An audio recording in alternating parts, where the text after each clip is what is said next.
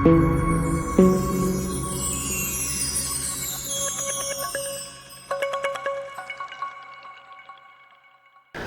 कृष्ण, आप सभी का स्वागत है फिलोसॉफिकल सीरीज में। मैं हूं श्री चैतन्य चंद्र दास। तो ये भागवतम में जो 14 चैप्टर 10 कैंटो 14 चैप्टर में जहां ब्रह्म विमोहन लीला ये आती है, तो उसमें आचार्य हमारे बहुत ही अच्छा सुंदर कमेंट्री देते हैं।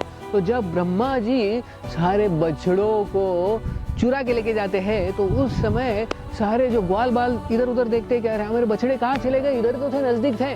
और उस समय वो जस्ट खाने के लिए बैठे थे, दोपहर का भोजन करने के लिए बैठे थे, और भगवान कृष्ण भी उनके साथ थे और बाकी ग्वाल बाल भी थे। लेकिन जो ब्रह्मा जी ने उनके बछड़ों को लेके गए, तो उस समय ग्वाल बाल चिंतित हो गए, कहाँ गए बछड़े, कहाँ गए बछड़े, इधर तो थे।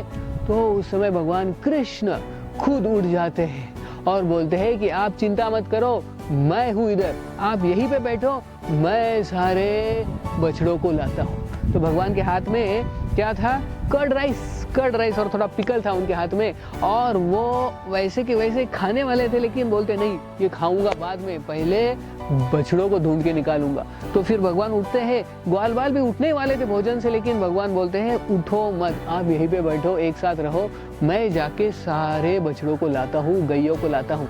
तो आचार्य हमारे बहुत ही सुंदर देते हैं कि कैसे एक भक्त को कभी निराश नहीं होना चाहिए, क्योंकि भगवान क्या बोल रहे हैं यहाँ पे, मैं सारे गैयों को, यानी संस्कृत में गैयों को गो बोलते हैं और जो इंद्रियों को भी गो बोलते हैं। तो भगवान क्या बोल रहे हैं, मैं तुम्हारे सारे गैयों को लाता हूँ, आप इधर ही बैठो, आप एक साथ ही यहाँ पे रहो और चर्चा करते रहो, मैं आपके गो यानी बछड़ों को लाता हूँ। लेकिन दूसरा मीनिंग आचार्य बताते हैं कि मैं आपके इंद्रियों को लाता है, गो यानी इंद्रिय भी होता है संस्कृत में। तो आचार्य बोलते हैं कि भगवान क्या बोल रहे हैं इधर ग्वाल वालों को कि आप एक साथ रहो, इधर कृष्ण कथा करो, मैं आपके जो इंद्रिय है उनको फिर से लाता हूँ। यानी क्या, जब हम भक्ति कर रहे हैं तो उस समय हमारे भी इंद्रिय इधर उधर जाते हैं और इंद्रिय तृप्ति, सेंस ग्रेटिफिकेशन में कभी कभी लग जाती है। भक्त के जीवन में भी ऐसा होता है। तो हमें लगता है कि अरे मैं भक्ति कर रहा हूँ, फिर भी मेरे इंद्रिय सेंसेस कंट्रोल में क्यों नहीं है। लेकिन अगर हो भी गए ऐसे हमारे सेंसेस अनकंट्रोल इधर उधर चले गए, तो लेकिन भगवान गारंटी देते हैं कि आप भक्तों के साथ रहो, भक्तों के संग में कृष्ण कथा सुनो, मैं आपके इंद्रियों को फिर से लाऊंगा।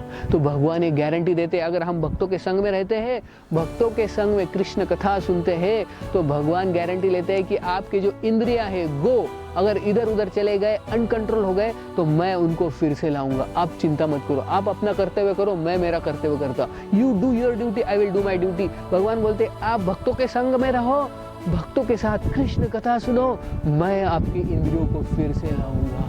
तो this is so hope giving. Many times devotees get depressed and anxiety ridden कि हमारे जो सेंसेस कंट्रोल में क्यों नहीं हो रहा है, मैं भक्ति कर रहा हूँ, चैंटिंग कर रहा हूँ, still my senses are not in control, why.